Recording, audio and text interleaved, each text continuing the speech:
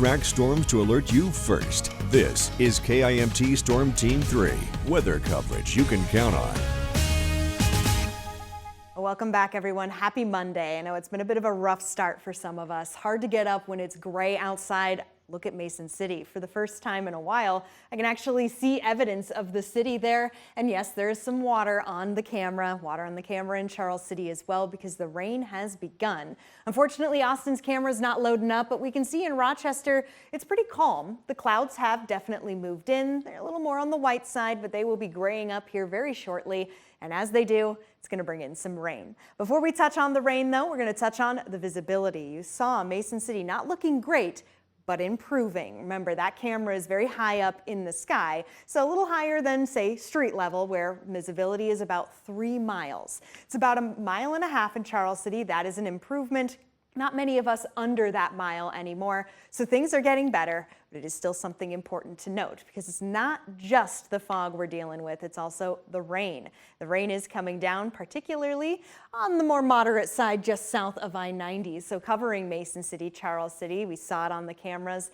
The rain is there. A few little areas is the yellow and orange indicating more heavy spots of rain, but this is just the beginnings. I'll zoom things out. You saw it right before the commercial break. That low pressure system is spinning, and it is bringing some soaking rains to the Midwest and upper Midwest here through the next day. So coming into early tomorrow morning.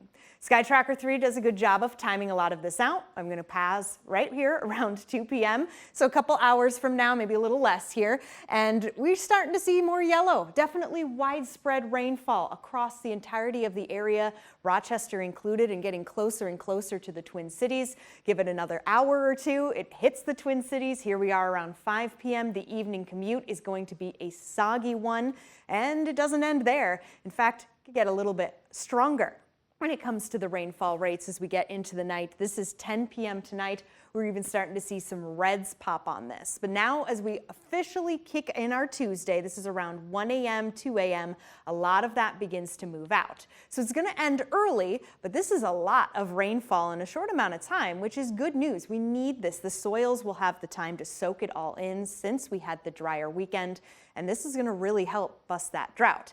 That being said, once the rain stops, we do have some interesting temperature fluctuations. So we're actually going to be at the warmest point of the day as we reach midnight. So right now, most of us pretty steady in the low to mid 40s, some of us in the upper 40s.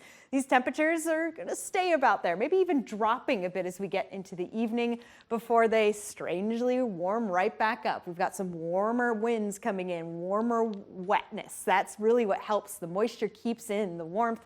So widespread showers today, warmest as we get into the overnight, a bit on the breezy side, but we're not done there after the rain chances come down, Nick. We've got some pinks and some blues on that map. The 7-day forecast shows us why. We are tracking the possibility for some snow showers. It's all going to be very dependent on those temperatures. Kind of one of those, but wait, there's more type of forecast. I will use that later today, but wait, there's more.